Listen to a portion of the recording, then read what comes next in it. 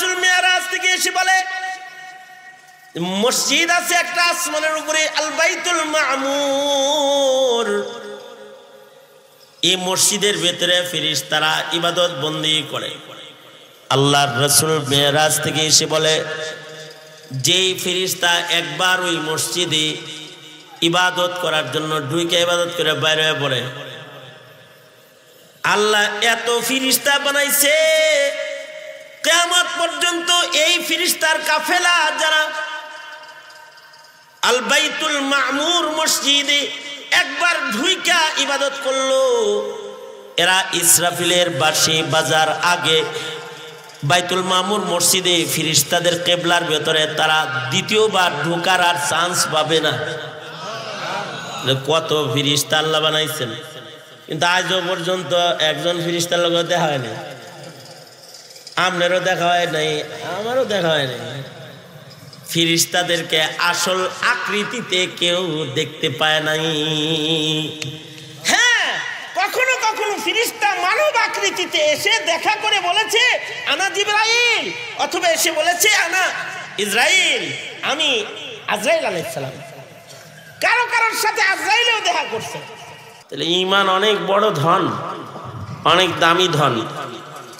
তবে শুধু ওই সর্বকনিষ্ঠ ঈমান নিয়ে কবরে যাওয়া আর হাসরে দাঁড়ানোর মধ্যে সফলতা নয়। কারণ গুনাহগার মুমিনদেরকেও কবরে আযাব দেওয়া হবে, গুনাহগার মুমিনদেরকেও ময়দানে মাহশরে নেকি কম থাকলে, আমল না থাকলে তাকে দোজকের আগুনে নিক্ষেপ করা হবে। কারণ দোজক তো এত ভয়ঙ্কর জায়গা যেখানে এক সেকেন্ড থাকার মতো যোগ্যতাও আমাদের নাই। দুনিয়ার আগুনের ভেতরেই তো 1 মিনিট থাকার যোগ্যতা আমাদের নাই। দুনিয়ার আগুনের ভেতরে যদি আমাদের 1 মিনিট থাকার যোগ্যতা না থাকে, তাহলে জাহান্নামের আগুন যেটা, এটার ভেতরে কি কিছু সময় থাকার যোগ্যতাও আমাদের আছে? জোরে আওয়াজ করে বলেন, আছে? নাই তো। কারণ দুনিয়ার আগুন তো সাধারণ আগুন, আর দোজকের আগুন যেটা, এটা ভয়ঙ্কর আগুন। দুনিয়ার আগুন আর দোজকের আগুনের ভেতরে কিছু ব্যবধান। দুনিয়ার আগুন মানুষ জ্বালায়, আর দোজকের আগুন জ্বালাইছেন কে? জোরে আওয়াজ করে বলেন, কে জ্বালাইছেন? আল্লাহ তাআলা জ্বালাইছেন। দুনিয়ার আগুন তো একেবারে স্বাভাবিক আগুন, সাধারণ আগুন। এই আগুন তেজ কম, কিন্তু দোজকের আগুন যেটা, এটার তেজ অনেক ভয়ঙ্কর। কুল নারু জাহান্নামা আশাদ্দু হাররা, কুল নারু জাহান্নামা আশাদ্দু হাররা।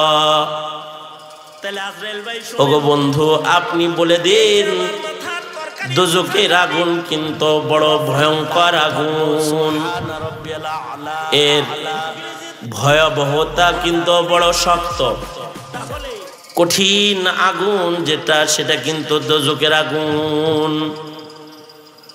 দোজকের আগুন আর দুনিয়ার আগুনের ভেতরে আরেকটা ব্যবধান। একটা ব্যবধান বললাম যে দুনিয়ার আগুন মানুষের হাতে, দুনিয়ার আগুন জ্বালায়, কিন্তু দোজকের আগুন জ্বালাইছেন আল্লাহ তাআলা নিজে। দুনিয়ার আগুনের ভেতরে উপকারও আছে, অপকারও আছে, কিন্তু দোজকের আগুনের ভেতরে কোনো উপকার নাই। দোজকের আগুনের ভেতরে শুধু ক্ষতি আর ক্ষতি।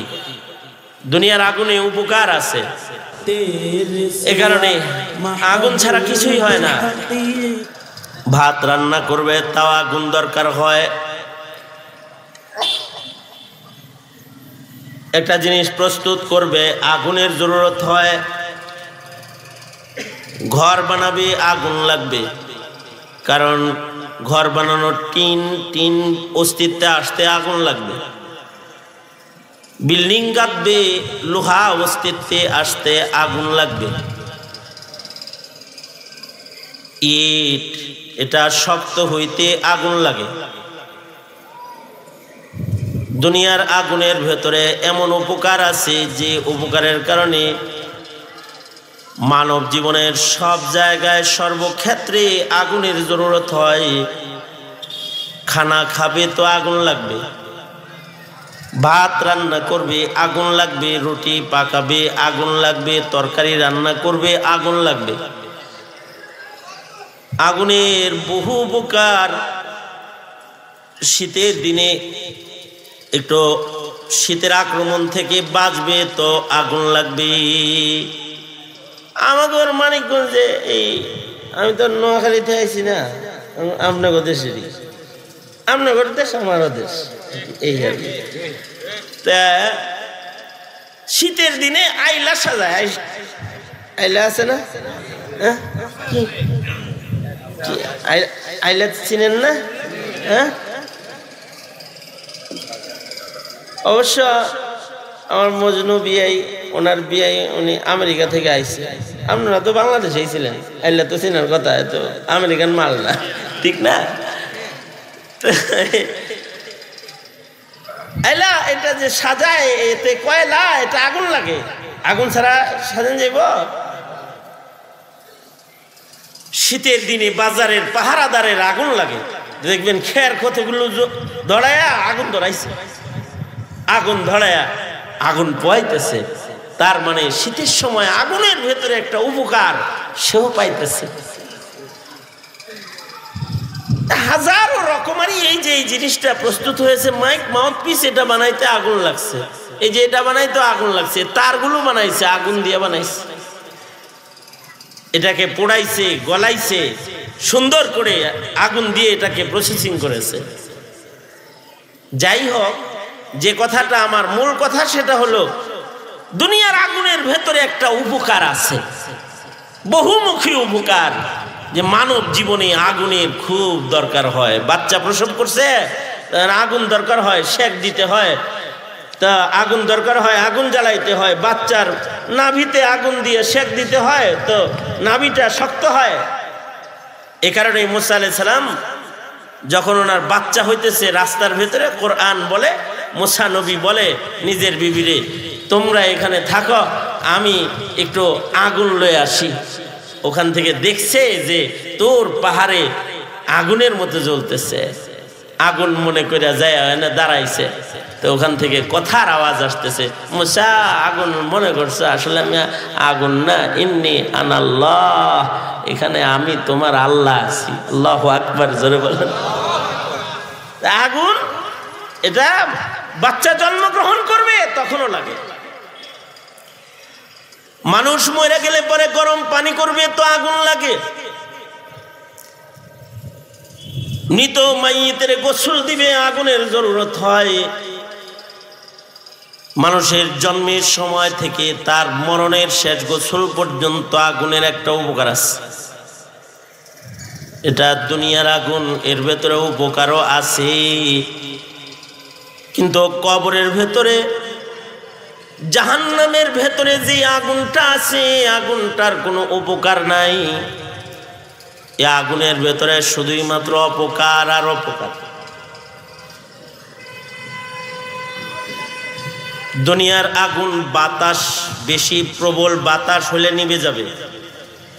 আগুনের চেয়েতে যদি বাতাস শক্তিশালী বাতাস হয় তাহলে আগুন নিভে যায়। এই কারণে দুনিয়ার বাতি নিভাইতে মানুষ মুখের বাতাসও ব্যবহার করে। কুপি নিভাইব, ফু দিছে তো কুপি নিভা গেছে, ফু দিয়া কুপি নিবান যায়।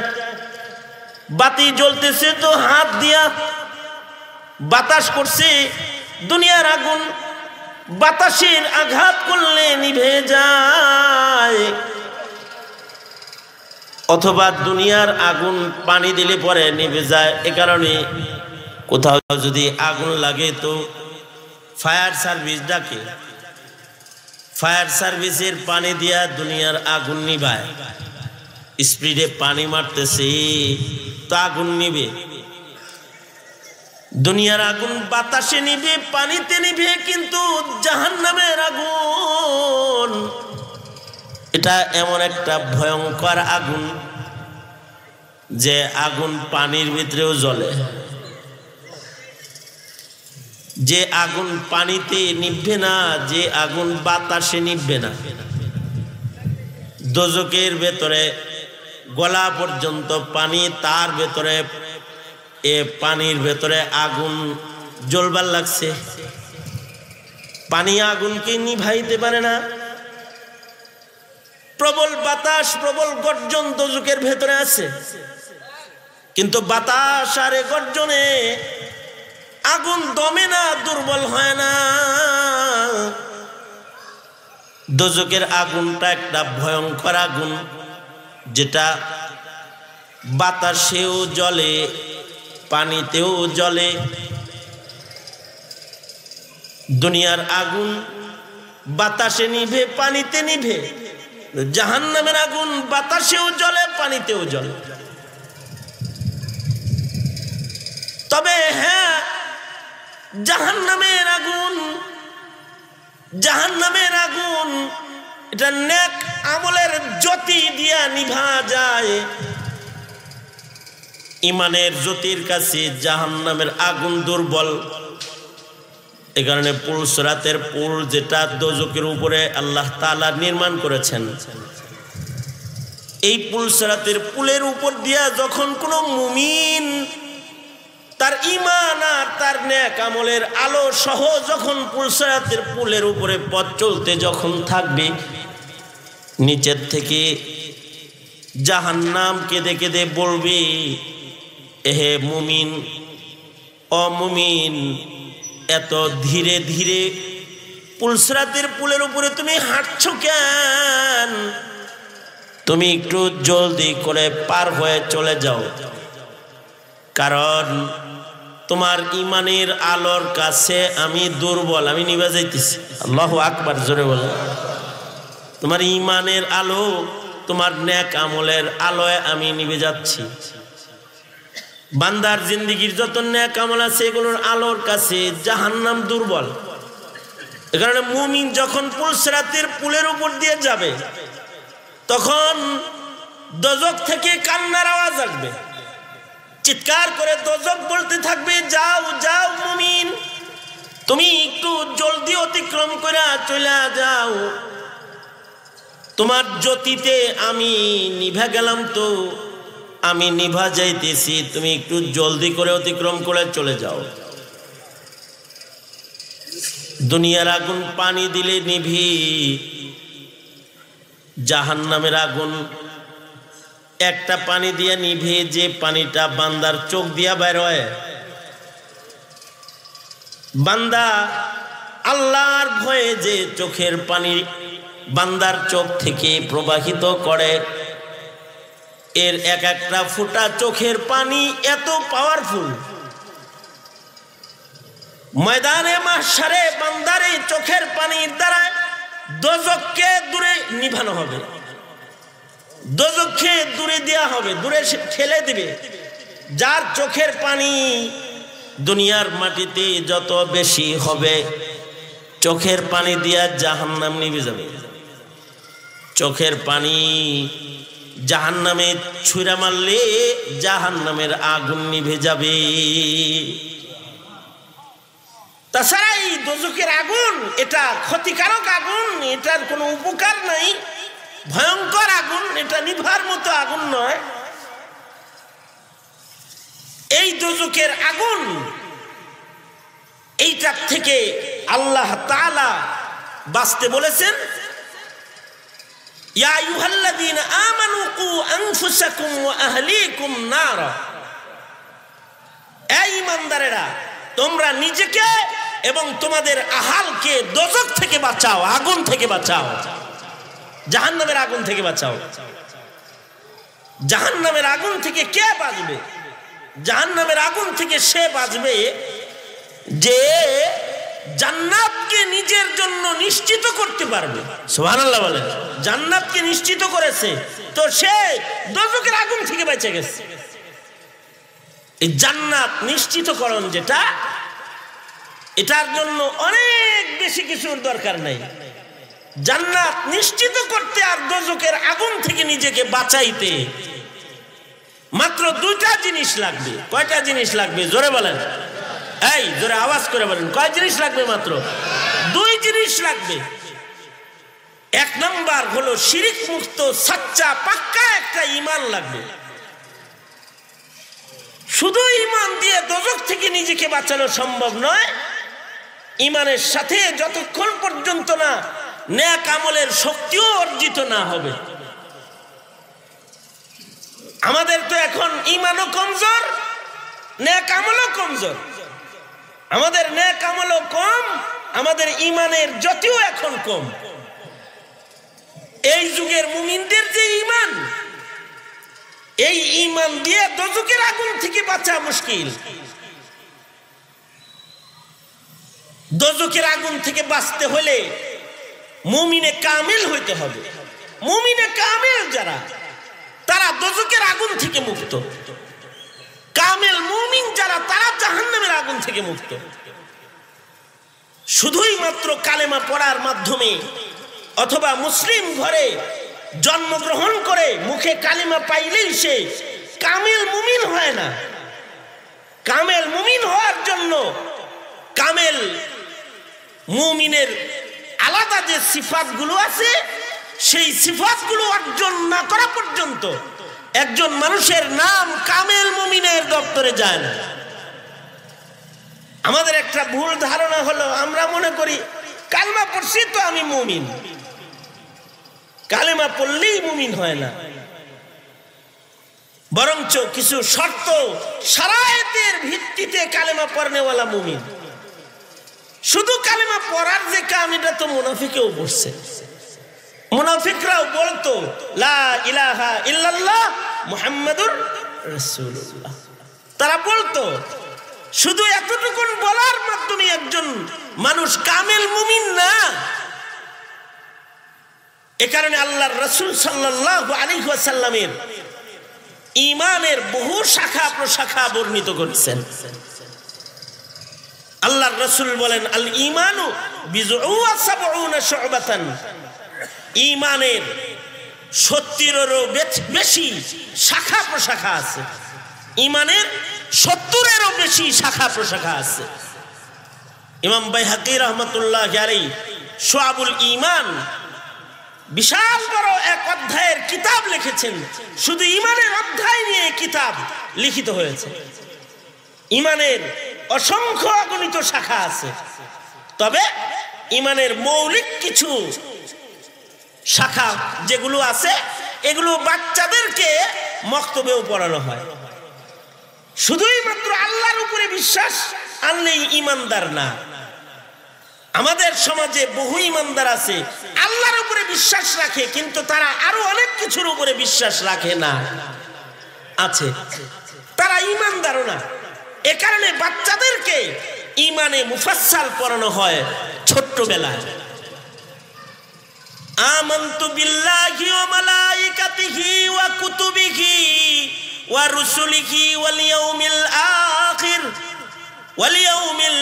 আখিরি ওয়াল কদরি খাইরিহি ওয়া শাররিহি মিনাল্লাহ ওয়াল কদরি খাইরিহি ওয়া শাররিহি মিনাল্লাহি তাআলা ওয়াল বাসি বাদাল মাউত। মক্তবে গেলে একটা বাচ্চাকে শিখাইতে হয় কিছু বিশ্বাস। বাচ্চাদেরকে শেখানো হয় শুধু আল্লাহর উপরে ঈমান না, বিশ্বাস না, আরো কিছু বিশ্বাস আছে। বলো যে আমি বিশ্বাস এনেছি, ঈমান আনয়ন করেছি আল্লাহর উপরে, ওয়া মালাইকাতিহি, এবং আল্লাহর তৈরি ফেরেশতার উপরে ঈমান। আল্লাহ আছেন, ফেরেশতা আছেন। আল্লাহ আছেন, আল্লাহকে দেখি না। আল্লাহর ফেরেশতাও আছে, আমি দেখি না। ফেরেশতা আছে, কিন্তু আপনি আমি দেখি না। কত ফেরেশতা আছে আল্লাহর রাসূল বলেন, কত ফেরেশতা যে আল্লাহ বানাইছে, এটা গোনার শক্তি আমাদের নাই। প্রত্যেকটা মানুষের সাথে সাথে ফেরেশতা আছে। ডান কাঁধে বাম কাঁধে ফেরেশতা বসা আছে, চোখ দেখতেছে। এখানে আল্লাহর কুদরতি ফেরেশতাদের ডিউটি হইতেছে। বৃষ্টির ফোঁটা পড়তেছে, প্রত্যেকটা ফোঁটার সাথে ফেরেশতা আছে।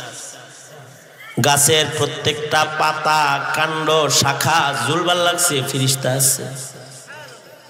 প্রত্যেকটা ফল বড় হইতেছে, ফিরিস্তারা ডিউটি করতেছে। সুবহানাল্লাহ। চুপচাপ পড়েন, সুবহানাল্লাহ বলবেন, খালি চুপি চুপি বলবেন আর কি। জোরে আওয়াজ করে বলেন সুবহানাল্লাহ, জোরে বলেন। আল্লাহর রাসূল মিরাজ থেকে এসে বলে, আল্লাহর রাসূল মিরাজ থেকে এসে বলে, মসজিদ আছে একটা আসমানের উপরে, আল বাইতুল মামুর। এই মসজিদের ভেতরে ফেরেশতারা ইবাদত বন্দি করে। আল্লাহর রাসূল মিরাজ থেকে এসে বলে, যেই ফেরেশতা একবার ওই মসজিদে ইবাদত করার জন্য ঢুকে ইবাদত করে বাইরে হয়ে পড়ে, আল্লাহ এত ফেরেশতা বানাইছে কিয়ামত পর্যন্ত এই ফেরেশতার কাফেলা যারা আল বাইতুল মামুর মসজিদে একবার ঢুইকা ইবাদত করলো, এরা ইসরাফিলের বাঁশি বাজার আগে বাইতুল মামুর মসজিদে ফেরেশতাদের কিবলার ভেতরে তারা দ্বিতীয়বার ঢোকার আর চান্স পাবে না। কত ফেরেশতা আল্লাহ বানাইছেন, কিন্তু আজও পর্যন্ত একজন ফেরেশতার লোক দেখা হয় নাই। আপনারও দেখা হয় নাই, আমারও দেখা হয় নাই। ফেরেশতাদেরকে আসল আকৃতিতে কেউ দেখতে পায় নাই। হ্যাঁ, কখনো কখনো ফেরেশতা মানব আকৃতিতে এসে দেখা করে বলেছে আনা জিবরাইল, অথবা এসে বলেছে আনা ইসরাইল, আমি আজরাইল আলাইহিস সালাম। কারো কারোর সাথে আজরাইলও দেখা করছে। মৃত্যু সম্পাদনকারী ফেরেশতা হলো আজরাইল। সে মানুষের রূহ কবজ করতে যায়, কিন্তু মানুষের নেক আমল বেশি সুন্দর হইলে তখন এই ফেরেশতারাও আল্লাহর কাছ থেকে মানুষের সাথে স্পেশাল সাক্ষাতের অনুমতি লয়। তখন ওরা নিজস্ব আকৃতিতে আসে না, মানুষের আকৃতিতে মানুষের সামনে হাজির হয়ে যায়।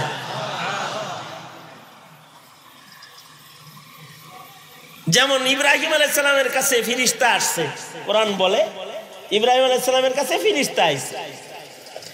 যেমন লূত আলাইহিস সালামের কাছে কোরআন বলে ফেরেশতা এসেছে লূত আলাইহিস সালামের গ্রামে, দেখা করেছে পয়গম্বরের সাথে। পয়গম্বর কি বলতেছে, আমাকে নিয়ে চিন্তা করেন না, আমরা দেখতে মানুষ কিন্তু আসলে আমরা কিন্তু ফেরেশতা। তার মানে নিজের আকৃতিতে আসে নাই, মানুষের আকৃতি ধারণ করে তারপরে আসছে।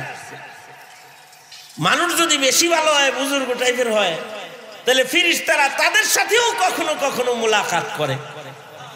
যেমন মালিক ইবনে দিনার রহমতুল্লাহি আলাইহি, উনি একদিন এক কবরস্থানে পাক দিয়ে যাচ্ছেন, তো উনি দেখলেন যে গুরুস্থানের ভেতরে দুইটা লোক কাগজ কলম নিয়ে কি যেন বয়া বয়া লিখবার লাগছে।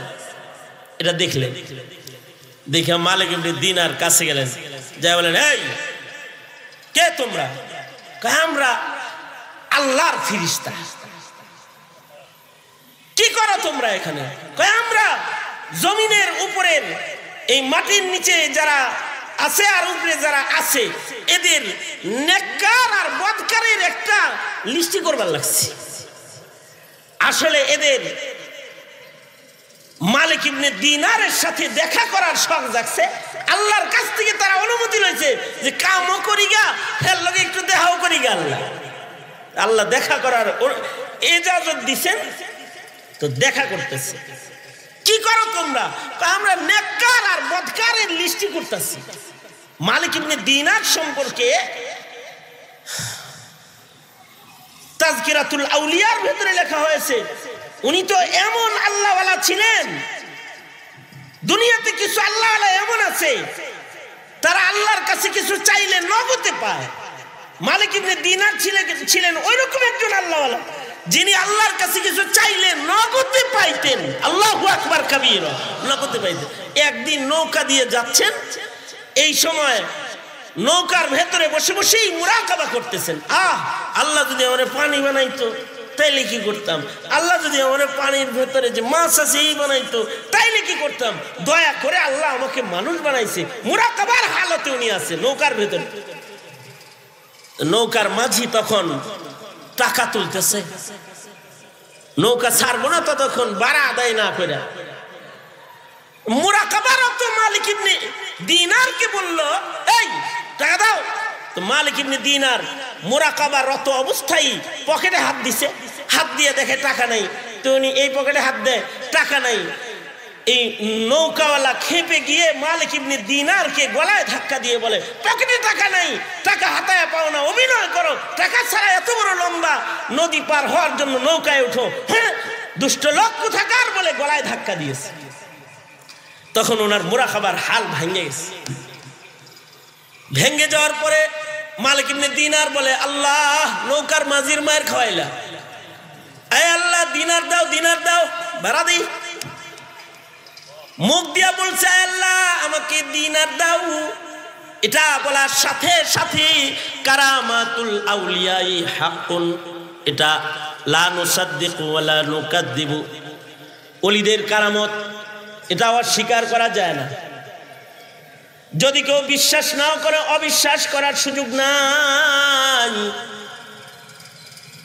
সাথে সাথে মাছগুলো দিনার ঠোঁটে নিয়া নদীর ভেতর থেকে মাছ দিনার লইয়া মাথা উঠায় ধরছে মালিক ইবনে দিনারের কাছে নৌকার চতুর্দিকে। মালিক ইবনে দিনার একটা দিনার নিয়া ভাড়া দিয়ে বয়, এই আল্লাহ গুনা আমার যাওগা, আল্লাহ গুনা যাওগা। আরে ইবনুল হাজার আসকালানী রহমাতুল্লাহ আলাইহি তাহজিবুত তাহজিব কিতাবের ভিতরে লিখেছেন, এক বুজুর্গ ছিলেন, বড় মুহাদ্দিস ছিলেন, জমানার একজন বড় মুহাদ্দিস। ওনার সাওয়ানেহ লিখতে যায় লিখেছেন যে এই মুহাদ্দিস ইবনুল হাজার আসকালানী কে? ইবনুল হাজার আসকালানী হলো যিনি বুখারী শরীফের শরহ লিখেছেন, বুখারী শরীফের ব্যাখ্যা গ্রন্থ যিনি লিখেছেন তিনি হলেন ইবনুল হাজার আসকালানী রহমাতুল্লাহ আলাইহি। উনি বর্ণনা করেন, পেছনের যুগের বড় একজন মুহাদ্দিস এমন ছিল, ইবাদত বন্দিগি ইমান মজবুত, আর ইবাদত বন্দিগি এত এগুলো দিয়া আল্লাহর লগে এই রকমের খাতির লাগাইছে, দুনিয়ার জিন্দেগিতে কখনো তার না খায় থাকা লাগে নাই, খাবারের জন্য ঘোরা লাগে নাই। যেমন হযরত আবু হুরায়রা জীবনের শেষ প্রান্তে এসে লম্বা একটা যুগ পর্যন্ত ওনার কোনোদিন না খায়া থাকা লাগেনি, কিন্তু এক সময় উনি না খেয়ে রয়েছেন। তখন মৃগী রুগী মনে করে ওনার মুখের ভিতরে জুতা দিয়ে মানুষ পারাইতো। হযরত আবু হুরায়রা বলেন, আমি হলো ইলম হাসিল করার লেগে নবীর দরবারে পড়ে থাকি, আরে খানা খাইতেও যদি যাই তাহলে ইলম থেকে যদি আমি বঞ্চিত হয়ে যাই, এর লেগে আমি খানা খাইতে যাই না। মানুষ আমাকে মৃগী রুগী মনে করে আমার মুখে জুতা দিয়ে বাড়ি দেয়, কারণ জমানার নিয়ম ছিল মৃগী রুগীর নাকের কাছে জুতা আনলে পরে মৃগী রোগ ভালো হইতো। হযরত আবু হুরায়রা বলেন, একদিন আমার কষ্ট শেষ হয়ে গেল যে আল্লাহর রাসূল আমাকে কিছু খেজুর হাদিয়া দিলেন, আর একটা থলে দিয়া বললেন, এই থলের ভিতরে খেজুরগুলা ঢুকায় রাখো, যখন তোমার ক্ষুধা লাগবো বের করে খাইও। কয়েক নবীর দেয়া খেজুর আমি থলের ভেতরে কোমরের ভেতরে রাখলাম। সেই যুগ থেকে হযরত আবু বকরের যুগ, হযরত উসমানের যুগ পর্যন্ত পুরাটা সুদীর্ঘ এই দুই যুগ খিদা লাগলেই কোমর থেকে বের করে খাইতাম, কিন্তু এটা কমতো না। আল্লাহর নবীর দেয়া খেজুরের ভিতর থেকে খেজুর খাইয়া আবার এটা কোমরে গুজ্জা রাখতাম, দেখতাম যে এটা আবার বইরা রইছে। শুধু নিজে খাই নাই, হযরত আবু হুরায়রা বলে মানুষ আসলে তা করে খাওয়াইতাম, খাওয়াইলেও কমতো না, আবার কোমরে রাখলে এটা বইরা যেত। আল্লাহর সাথে তাআল্লুক কামেল হইয়া গেলে, ঈমান আমল মজবুত হয়ে গেলে দুনিয়াতেও এই দশা হয়। এ কারণে হযরত উসমান যেদিন শাহাদাত বরণ করলেন, হযরত আবু হুরায়রার থলেটা ওই দিন পেরেশান হালতে হারায় গেছে। হযরত উসমানের শাহাদাতের পরে গোটা মদিনা যখন কাঁদতেছিল, তখন হযরত আবু হুরায়রা মদিনার গলি দিয়া হাঁটতেছিল আর বলতেছিল, এই মদিনাবাসী, তোমাদের বেদনা একটা যে তোমরা ওসমান হারাইছো, কিন্তু আমার বেদনা কিন্তু দুইটা। একদিকে আমি ওসমান হারাইছি, আর একদিকে ওই থলেটাও হারাইছি, যে থলের খেজুর আমি 2 যুগ খাইছি। ওই থলেও আমার আজকে হারায় গেছে জানাজায় ভিড়ে। লিন্নাসি গাম্মুন ওয়ালি গাম্মান, লিন্নাসি গাম্মুন ওয়ালি গাম্মান, ফাকদুল জিরাব ওয়া কাতলু শাইখি উসমান। লিন্নাসি গাম্মুন ওয়ালি গাম্মান, ফাকদুল জিরাব ওয়া কাতলু শাইখি উসমান। হযরত আবু হুরায়রা বলতেন, মদিনার মানুষের এক দুঃখ যে উসমান হারাইছে, কিন্তু আমার দুঃখ দুইটা, আমার থলে হারাইছে, আবার উসমান হারাইছে। কিছু মানুষের কাছে এরকম আল্লাহর সাথে খাতির হয়ে গেলে এরকম ভাও লাগে যায়। এক মুহাদ্দিসের কথা ইবনুল হাজার আসকালানি বলেছেন, এই মুহাদ্দিস সাহেব এমন ছিল, সুবহানাল্লাহ বলার লাগে রেডি হয়ে বহেন আল্লাহ দিলে, মানে খবরটা দেওয়ার লাগে একটু কয়েন সুবহানাল্লাহ, এতক্ষণ কয়েন। মানুষ মানুষ, আপনার আমার মতোই মানুষ, 2 চোখ 2 কান 1 নাক 1 মুখ 2 পা 2 হাতওয়ালা, এই 5 আঙ্গুলওয়ালা হাতওয়ালা মানুষ, কিন্তু তার হালত কি ছিল? ইবনুল হাজার আসকালানি বলে, রাস্তা দিয়ে যখন হাঁটতো তখন ক্ষুধা লাগলে রাস্তার থেকে কুড়াইয়া কঙ্কর হাতে লইতো, আর হাত খুললে এটা খেজুর হয়ে যেত, এটা খাইতো, পেট বইরা যেত। আল্লাহু আকবার কবীর, আল্লাহু আকবার। হেরাও মানুষ, কি অবস্থা যে কঙ্কর হাতে লইছে, হাতে লইছে কি কঙ্কর, কিন্তু এটা মুঠ খুলছে, এটা খেজুর। সুবহানাল্লাহ আওয়াজ করে জোরে বলেন খেজুর। কি হইছে? খেজুর হইছে। এটা কি জন্য হইল? আল্লাহর সাথে গভীর তাআল্লুকের কারণে হলো। আল্লাহর সাথে খাতিরটা একটু বেশি।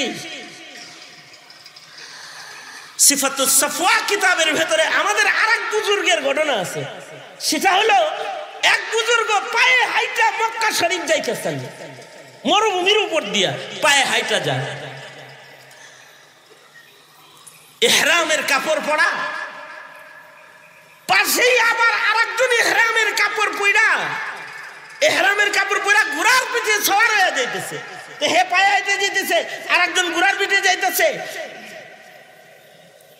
সওয়ারিতে আরোহণকারী হাজী সাহেব পায়দাল জমিনে হাঁটনেওয়ালা হাজী সাহেবকে বলে, এই হাজী সাহেব যাইবা কই? কয় তুমি যাইবা কই? আরাফার মাঠে যাচ্ছি, হজ্জে বাইতুল্লাহতে যাচ্ছি। তুমি যাও কই? কয় আমিও আরাফায় যাইতাছি। তুমি যাইতেছো পায়ে হাইটা, আর আমি হইলাম সওয়ারিতে চড়ে আরামে যাই। তোমার হাঁটার গতি যা লাগে, এতে আরাফা যায় ধরতে পারবা বলে মনে হইতেছে না। হাজী সাহেব বলে, আপনার ফিকির করো ভাই, নিজের ফিকির করো, যাও। সে কিছুদূর চলছে, এই অসহায় হাজী সাহেবকে দেখে তার হৃদয়ের ভিতরে রহম তারি হয়ে গেছে, রহমে উতলাইছে। রহম উতলাইলে চিন্তা করতেছে, হাজী যায় নয় খানার কষ্ট করলাম, যাই করলাম, একটা কিছু করলাম, এর সামনে তো পশুর বাজার আছে একটা, এইখানে হাইওয়ান জানোয়ার বেচা কিনা হয়, ওই বরাবর যায় দাঁড়ায় রয়েছে। আর এই লোক যখন হাঁটতে হাঁটতে এই বাজার পর্যন্ত এসেছে, তো নিজের সংরক্ষিত টাকাগুলা হাজী সাহেবকে দিয়া বলে, হাজী সাহেব এই বাজারে হাইওয়ান জানোয়ার বিক্রি হয়, আমি এই টাকাগুলো আপনাকে হাদিয়া দিলাম। দুর্বল একটি ঘোড়া যদি এখান থেকে আপনি কিনে নেন, তাহলে আপনি সওয়ারিতে চড়ে মক্কায় যেতে পারবেন। হাদিয়া দিতেছে। মুসলমান মুসলমান ভাই ভাই রে হাদিয়া দেওয়া সুন্নাত, হাদিয়া দিতে টাকা ধরছে। এই কথা বলতে এই হাজী সাহেবের লোকে তার রবের সাথে তার ঈমান আমল এত পুখতা, এই হাজীর লোকে তার রবের সাথে এত খাতির, সে হাত উঠায় বলে, ও আল্লাহ,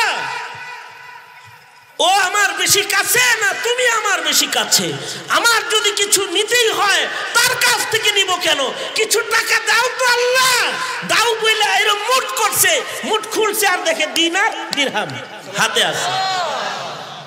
এইটা একে হাদিয়া দিয়ে কয় এটা তোমার সফরের জন্য আমি তোমাকে হাদিয়া দিলাম, কারণ আমার টাকা চাইয়া নিতে তোমার মতো ধনীর কাছ থেকে চাইয়া নেওয়া লাগে না। যিনি সবচেয়ে বড় ধনী তিনি হলেন আমার আল্লাহ। আমার কিছু জরুরত হইলে আমি আমার আল্লাহর কাছে চাই। আল্লাহু আকবার বলেন, আল্লাহর কাছে চাই। তুমি কি মনে করেছো পয়সার অভাবে হাঁটছি? না না না, নিজে নিয়ত করেছি পায়ে হেঁটে হেঁটে কাবা ঘরে যাব, যত কদম হাঁটবো তত রবের প্রিয় হব। আল্লাহু আকবার জোরে করে বলেন, তত নেকি জমা হবে। এই ধান্দায় হাঁটতেছি বেটা, পায়ে হাঁটতেছি অর্থের অভাবে নয়, পায়ে হাঁটতেছি আমলের অভাবে, কিছু আমল জড়ো করতেছি, কদমে কদমে নেকি কামাই করতেছি। হাসরের মাঠে নেকি বেশি হলে আল্লাহর কাছে যাওয়া যাবে। কিছু মানুষের সম্পর্ক তো আল্লাহর সাথে এরকম হয়, এরকম হয়ে গেলে তাগর লোকে ফিরিস্তা দেখা করতে আসাটা এটা কোনো স্যার হয়েছেন কে? ফিরিস্তা দেখা করতে আসা কোনো অস্বাভাবিক কিছু না। মালিক ইবনে দিনার রাস্তা দিয়ে যাইতেছে, তো দেখে যে ফিরিস্তারা লেখে, এ কি লেখো? কয় নেককার আর বদকারের লিস্টি করবার লাগছি। হ্যাঁ তাইলে দেখো তো এই লিস্টের ভিতরে নেককারদের খাতার ভিতরে মালিক ইবনে দিনার আছে নাকি? ফিরিস্তারা পাতা পোতা উল্টায় কয় নাই। মালিক ইবনে দিনার তো অজ্ঞান হয়ে পড়ে গেছে, কয় হায় হায়, জমিনের নেককারের খাতায় আমার নাম নাই। কিছু সময় পরে হুশ আসছে, তো মালিক ইবনে দিনার ফিরিস্তাদেরকে ধরে কয়, এই ফিরিস্তারা ভাই, নেককার হিসেবে আমার নামটা খাতায় নাই, না থাকলো তবে এই খাতায় নেককারদের সিপায় চাপায় নেককারদের খাদেম হিসেবেও তো আমার নামটা লেখন যায়। লেখো না একটু, আমিও তো নেককারদেরকে ভালোবাসি, আমার নামটা এই খাতার সিপায় কোনো জায়গায় লেখা লয়ে যাও। সাথে সাথে ফিরিস্তারা উদা হয়ে গেছে। আল্লাহ রাজা, আল্লাহ বুঝছি কি লেখা অদৃশ্যে আমাদের লেখাও, সামনাসামনি যদি নেকি লেখাও আর যদি দেখে তাহলে কলম যাইতে দেবো। আর কইব লিখিস না গুনা, নেকি লেখলে কইব এত কম লেখলি গা। এর লেগে তো আমাকে অদৃশ্যে চালাও। মালিকে তো আমাকে দৈরা বইছিল, আমরা চলে আইছি। মালিক ইবনে দিনার যখন দেখছে যে ফিরিস্তারা উদাও হয়ে গেছে, মালিক ইবনে দিনার কান্না শুরু করেছে, হায় রে, জান্নাতি বান্দার দপ্তরে বুঝি আমার লাভ নাই রে। কানতে কানতে মসজিদে চলে গেছে, সালাতুত তওবা পড়েছে। 2 দিন 3 দিন খাবার দাবার বন্ধ হয়ে গেছে, খানা পিনা বন্ধ। মালিক ইবনে দিনার কান্দে আর কান্দে, খাওয়া দাওয়া নাই, শুধু কান্না। গো আল্লাহ, নেককারের খাতায় আমার নাম নাই। কানতে কানতে মালিক ইবনে দিনার ক্লান্ত পরিশ্রান্ত এক সময় ঘুমিয়ে পড়েছে। ঘুমের ঘরে স্বপ্নে দেখে যে ফিরিস্তাগুলার সাথে দেখা হয়েছে, ওরা ঘুমে আবার আইছে।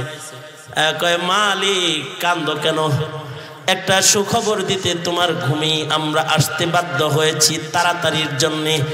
সেটা হলো আমাদের খাতায় তোমার নাম না থাকলেও আমাদের নকল খাতাটা যখন আসমানের আসল খাতার সাথে মিলাইতে গেছি, যায় দেখি আল্লাহর খাতায় মালিক তোমার নাম আছে। এত বড় নেককার ছিলেন, এ কারণেই তো দিনার দিরহাম মাসে ঠোঁটে লইয়া উপরে উঠে যেত। মুহতারাম হাজিরিন, এটা মানুষের নেক আমল আর ইমানে কামেল দিয়ে এগুলো অর্জিত হয়। এক বুজুর্গ রাস্তা দিয়ে যে জান্নাত তো অনেক দূরের কথা, কবরের জান্নাত তো অনেক দূরের কথা, দুনিয়াতেও ইজ্জত অর্জন হয় নেক আমল আর ইমানে কামেল যদি কারোর অর্জন হয়। এক বুজুর্গ সাধারণ একজন তরকারিওয়ালা, সাধারণ তরকারিওয়ালা একজন মানুষ, বাজারে তরকারি বিক্রি করে আর জীবনযাপন করে। সবজি বিক্রেতা, এই সবজি বিক্রেতার গুণ হলো তার রাতের নামাজ কাজা নাই। এই সবজি বিক্রেতার গুণ হলো সে সব সময় ওযুর হালতে থাকে। আল্লাহু আকবার বলেন। ওযুর হালত বুঝছেন তো? আমরা তো মনে করেন খালি মনে করেন 5 বেলা নামাজের টাইমে ওযু করি। আর কিছু মানুষ আছে এদের ওযু চলে গেলেই তারা ওযু করে। তারা ওযু ছাড়া এক মুহূর্ত কাটায় না। যেমন হযরত বেলাল তাহিয়াতুল ওযু নামাজও ছাড়ে না, আর ওযুর হালতও নিজের থেকে সরায় না। নবীজি মেরাজ থেকে আইসা বলে, বেলাল, ফরশের বেলাল আরশে গেল কেমনে গো? জমিনের বেলালের আওয়াজ জান্নাতে গেল কেমনে গো? আল্লাহু আকবার জোরে করে বলেন। এ কালা বেলাল, তুমি এইরকম পাওয়ারফুল যে তোমার জুতার আওয়াজ জান্নাতের ভিতরে, কি আমল করো? বেলাল বলে, আল্লাহর নবী, ওযু চলে গেলে ওযু করি, আর যখনই ওযু করি তখন 2 রাকাত তাহিয়াতুল ওযু নামাজ পড়ি। এই সবজি বিক্রেতার একটি গুণ হাকিমুল উম্মত থানবী বলেছেন, এই সবজি বিক্রেতার গুণ হলো যখনই তার ওযু চলে যায় তখন সে ওযু বানায়, ওযু করে। এটা তার সিফাত, এটা তার গুণ। 5 ওয়াক্ত নামাজ তাকবীরে উলার সাথে পড়ে, হালাল খানা খায়, হারাম থেকে নিজেরে বাঁচায়, অনেক গুণী। এই লোক রাস্তা দিয়ে তরকারির বোঝা মাথায় নিয়ে যাইতেছে। হাকিমুল উম্মত হযরত থানবী লিখেছেন যে সামনে আইসা এক লোক এমনে দাঁড়াইছে, সে যাইতেছে বাজারে, আর তার সামনে এমনে দাঁড়াইছে। এই রাস্তা ছাড়ো না কেন? কে তুমি? তোমার আমগর এলাকায় ঘিউরে কখনো দেখি নাই। মানে ঘিউর আমি কইলাম আর কি বুঝাই ফেললে গা। কে তুমি এমনি দাঁড়াইছো? জীবনে তোমারে কোনোদিন আমগো এলাকায় দেখি নাই, চেনাও লাগে না তোমারে, কে তুমি আবার এমনি খারাইলা? আগন্তুক যিনি সামনে দাঁড়ানো তিনি বলে, আমি আজরাইল আলাইহিস সালাম, আমি ইসরাইল, মালাকুল মউত রূহ কবজ করনে ওয়ালা ফেরেশতা। এই কথা বলতে আমরা হইলে তো ডরায় যাইতাম যে মালাকুল মউত আইছে। এখন যদি আপনারা আমার কেউ কয় আমি মালাকুল মউত, কে হারবেন? এরকম করবেন কি? কথা কর না কে? এই নরস সরস না কে? বেটা হাঁটবি নাকি? যুবক বেড়ে কথা কস না কে? হাঁটবি মানে তোমারে যদি কয় আমি মালাকুল মউত এসেছি, আমি তো জায়গায় শেষ। কিন্তু এই লোকের যখন বলেছে আমি মালাকুল মউত এসেছি, আমি আজরাইল আলাইহিস সালাম আইছি, এই কথা যখন বলছে, বলার সাথে সাথে এই লোকটা হাসিয়ে দিয়ে কয়, ও আজরাইল ভাই, কবে থেকে অপেক্ষা করতেছি, আপনি কবে আইবেন? আজরাইল ভাই, যখন তখন আপনি আসতে পারেন, এর লেগে আর সব সময় আমি ওযু কইরা থাকি। আজকেও আমি ওযুর হালতে আছি। বুঝছি আজরাইল ভাই, আপনি বুঝি আমারে নিতে আইছেন। তাহলে আজরাইল ভাই শোনেন, এই যে আমার মাথার তরকারির বোঝাটা আমি নামাইলাম, এখনো আমার ওযু আছে আজরাইল ভাই। এই যে আমার কাঁধের গামছাটা, এটাই হলো আমার জায়নামাজ।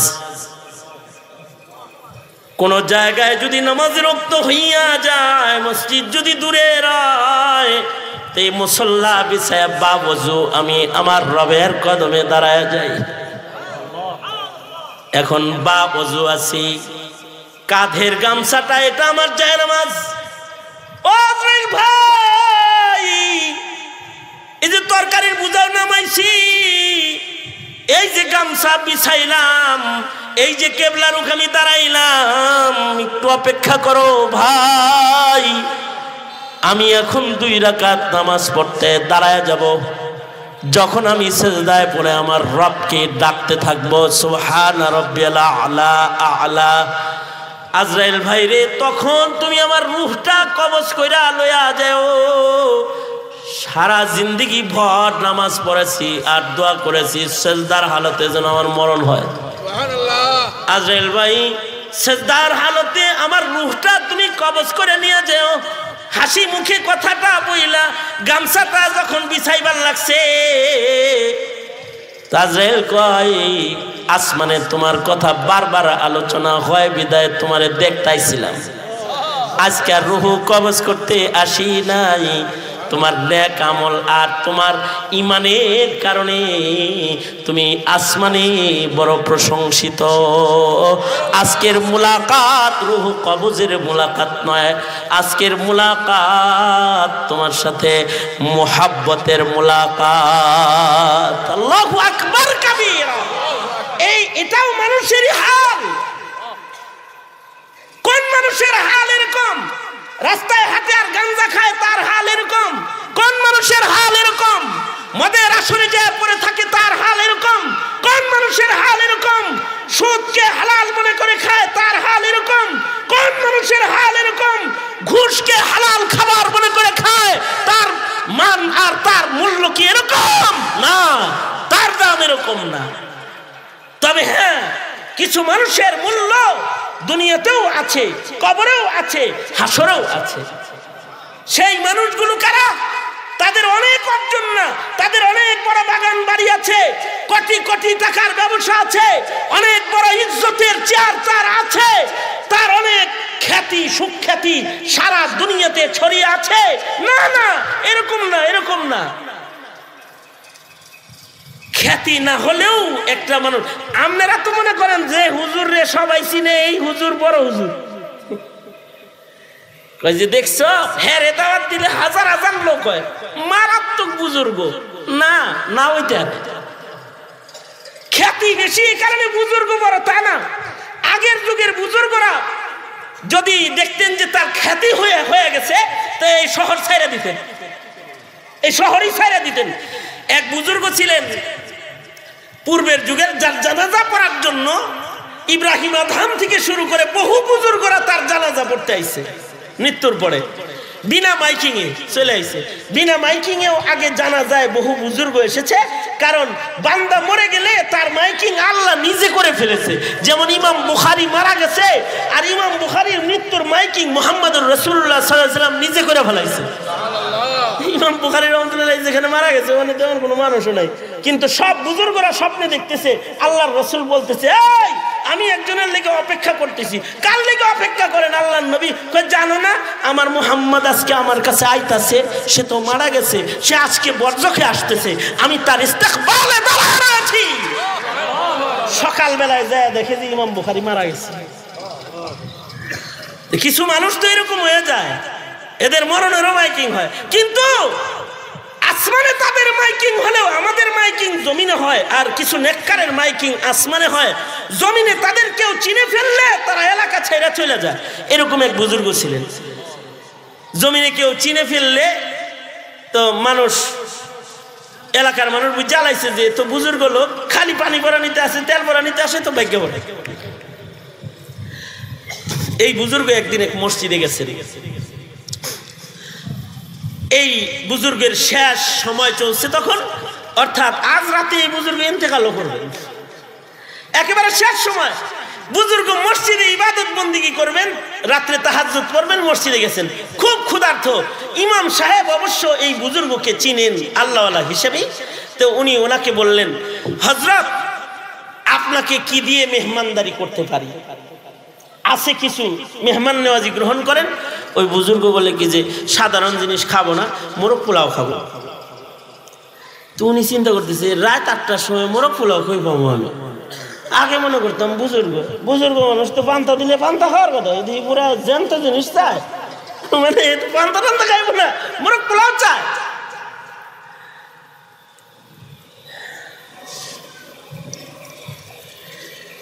তো বুজুর্গ খাইলো না, উনি বিশ্রাম নিতেছে, শেষ রাত্রে তাহাজ্জুদ পড়বে বলে বিশ্রামে চলে গেছে। এই ইমাম সাহেবও ওনার রুমে গেছে, আর চিন্তা করতেছে, সারা জনম জানলাম এই লোকটা বুজুর্গ বড়, আজকে দেখি এই লোকটা খাদক বড়, মনে মনে ভাবতেছে।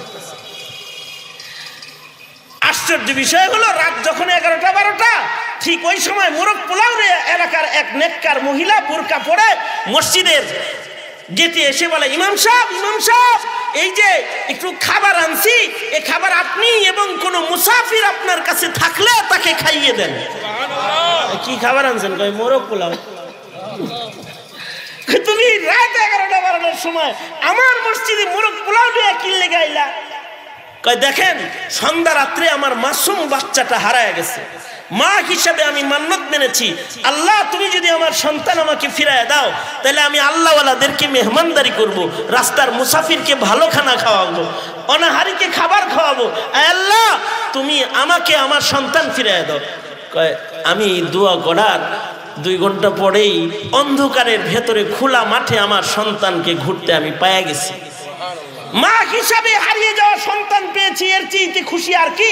তাই রাতারাতি মোরগ পোলাও রান্না করে আপনি আল্লাহওয়ালা মানুষ, নামাজ পড়ান, আপনার লাগে লয়ে আইছি, যদি আপনি কেন মুসাফির পান তারেও খাওয়ায়েন। তো উনি বলে মুসাফির তো ঘরেই আছে, মনে হয় তার লেগে আল্লাহ তোমারে দিয়ে পাঠাইছে। এই বুজুর্গকে মসজিদের ভেতরে যায় ঘুমন্ত বুজুর্গকে দেখে বলে, এই আল্লাহর বান্দা তুমি যা খাইতে চাইছিলা আল্লাহ তা পাঠাই দিছে, উঠো। কিসে? মোরগ পোলাও আইছে। মোরগ পোলাও, মোরগ পোলাও খাইয়া এ লোকটা বুজুর্গটা ওযু বানায়া তাহাজ্জুদের নামাজে দাঁড়ায় গেছে। এই নামাজ তাহাজ্জুদ শেষ করার পরে বুজুর্গের হায়াত ফুরায় গেছে, অর্থাৎ আল্লাহর বান্দাকে দুনিয়ার থেকে নেওয়ার আগে তার চাহিদা মতো খানা খাওয়ায়া তারপরে আল্লাহ তাআলা নিতেছি। এবং ওই মসজিদের ভেতরে ইন্তেকাল হয়েছে। সকালবেলায় দেখা গেল এলাকার দূর দারাজ থেকে বুজুর্গরা তার জানাজা পড়তে এসেছে। ইমাম সাহেব বলে, কেমনি বুঝলেন যে উনি মারা গেছে? কয় আরে আমাদেরকে ঘুমের মধ্যে বলা হয়েছে অমুক মসজিদে আমার পেয়ার লাশ আছে, যে গোসল দাও। জমানার 4 বুজুর্গ এসে তাকে গোসল দিয়েছে এবং জানাজা পড়ে কবরে নামাইছে। নেককার যখন কেউ হয় তার লগে রবের খাতির এরকম হয়। হ্যাঁ হয়, দুনিয়াতেও হয়। যদি দুনিয়াতেই খাতির হয়, কবর হাসরের খাতির তো হবেই। এই কবর হাসরের খাতিরের জন্য সম্বল অনেক কিছু লাগে না, ভালো কাপড়ও লাগে না, ভালো জামাও লাগে না, ক্ষমতার চেয়ারও লাগে না, অনেক টাকার বান্ডিলও লাগে না, তবে 2টা জিনিস লাগে। কি কি লাগে? ইমান লাগে বড় ছাচ্চা, যে ইমানের ভেতরে কোনো নুকসান নাই, আর নেক আমল লাগে কিছু পাক্কা, যে নেক আমলের ভেতরে রিয়াকারি নাই, ইখলাস ওয়ালা আমল। এই 2 সম্বল যদি কারোর অর্জিত হয় তো আল্লাহ তাআলা শুধু জান্নাত তাকে দেয় না, তাকে ফেরদাউস জান্নাতের মালিক বানায়া দেয়। আল্লাহু আকবার করে করে। ওই কথাটাই কোরআনে কারীমের সূরা কাহফের এই আয়াত, কথিত আয়াত যেটা আমি পড়েছি, সেখানে আল্লাহ বলছেন, ইন্নাল্লাযীনা আমানু ওয়া আমিলুস সালিহাত, ইন্নাল্লাযীনা আমানু ওয়া আমিলুস সালিহাতি কানাত লাহুম জান্নাতুল ফিরদাউসি নুজুলা খালিদিনা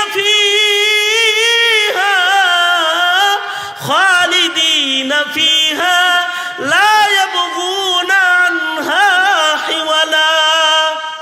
ফেরদাউস জান্নাত আল্লাহ তাআলা ওই ঈমানদারদেরকে দান করবে, কোনোদিন আর সে জান্নাত থেকে বান্দার বের হইতে হবে না। 2টা সিফাত, 2টা সম্বল যে ঈমানদারের থাকবে, একটা হলো দৌলতে ঈমান যেন ক্ষতিগ্রস্ত না হয়।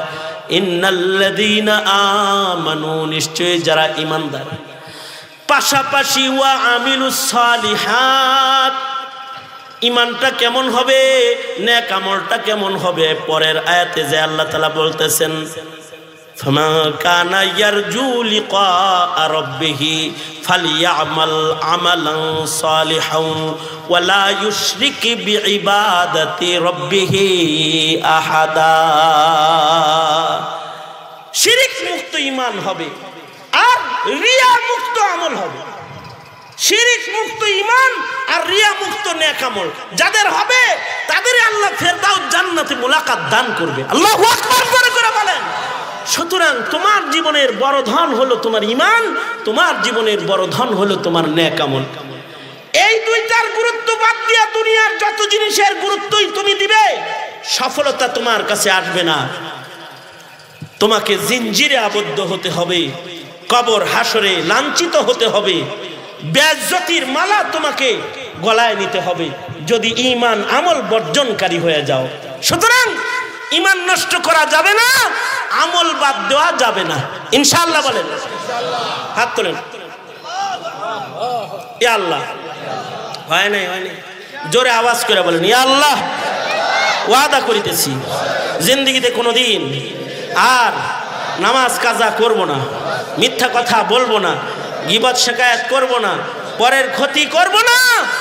ইয়া আল্লাহ আপনি কবুল করেন, মাফ করে দেন, সহি ঈমান সহি আমল করার তৌফিক দেন। জোরে চিল্লায় বলেন আমিন, আরো জোরে আওয়াজ করে বলেন আমিন। আল্লাহ তাআলা এই মজমাকে কবুল মঞ্জুর করে নেন, বলেন আমিন। এই কয়েকটা কথা প্রচন্ড গরমের ভেতরে বসে আপনাদের সামনে সফল মুমিনদের কিছু মুজাকারা আপনাদের সামনে বসে করলাম। আল্লাহ তাআলা আমাদেরকে সফল মুমিন হওয়ার তৌফিক দান করেন। আগামী 25 তারিখ কই যেন কোমরিয়া, 25 তারিখ খাপাড়া যাই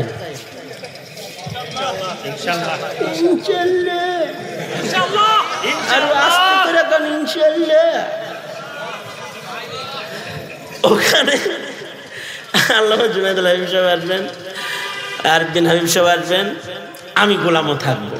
যায়েন ইনশাআল্লাহ, আল্লাহ তাআলা কবুল করেন। তো আশা করি আবার এই তো 2 দিন পরেই তো আবার দেখা হইতাছে। বিয়ের বাড়িতে বেড়াইতে আইছিলাম, মজরু ভাইয়ের বাড়িতে, আমার বিয়ে লাগে তো ভাইস্তে বিয়ে করাইছি ওনার মেয়েরে। তো ওই যে হাজি মনির সাহেব আমার বন্ধু, ওনার বিয়েই আমারও বিয়ে। তা আসলাম, আপনাদের সামনাসামনি বসলাম, কিছু কথা বললাম। যা বলছি এর থেকে আল্লাহ তাআলা যে কথাগুলো বলছি তার থেকে ভালো বুঝটা নেওয়ার তো অভিজ্ঞান করেন। আমরা তো খালি ওয়াজ শুনি, ভালো বুঝ খুব একটা নিই না। হ্যাঁ, মুবারকবাদ আপনাদেরকে যে প্রচন্ড গরমের ভেতরেও আমি আপনাদের এলাকার মানুষ, নিজের এলাকার মানুষের ওয়াজ না শুনলেই কি করার ছিল, দড়ি কাছি দিয়ে বান্ধা আপনাদের রাখতে হয় নাই। গরমের ভিতরে আপনারা বসে বসে কিছু কথা শুনছেন। আল্লাহ আপনাদেরকে যা যায় খায়ের দান করেন এবং এই মজমাকে আল্লাহ তাআলা কবুল করেন। সবাই ইস্তেগফার করেন, যারা এই যুবকরা মেহনত করেছে তাদের মেহনত আল্লাহ তাআলা কবুল করেন। ইস্তেগফার করেন, আস্তাগফিরুল্লাহ রাব্বি মিন কুল্লি যামবি ওয়া আতুবু ইলাইহি লা হাওলা ওয়ালা কুওয়াতা ইল্লা বিল্লাহিল আলিয়্যিল আযীম। আস্তাগফিরুল্লাহাল্লাযী লা ইলাহা ইল্লা হুয়াল হাইয়ুল কাইয়্যুম ওয়া আতুবু ইলাইহি। এই জায়গায় মসজিদ হবে, এখানে একটা মসজিদ নির্মিত হবে, মসজিদের আয়োজনে মাহফিল, আপনারা মাদ্রাসা হবে এখানে মসজিদ।